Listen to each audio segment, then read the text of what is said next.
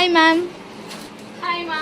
నువ్వు అక్కడ ఇక్కడ ఇక్కడ అక్కడ తిరుగుతూనే ఉన్నావు, అసలు పని చేయట్లేదురా. పని చేస్తూ.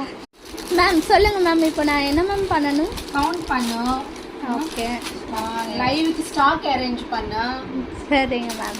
சரிவா. இப்போ புதுசாக ஒரு மாடல் இருக்கு. సో బ్యూటిఫుల్ అయిన విక్టోరియన్ కంటే కంప్లీట్ మెహందీ పాలిష్లో వస్తుంది. ఈవెన్ అమ్మవారు కూడా మనకి 3D లుక్లో వస్తుంది. ఓకేనా.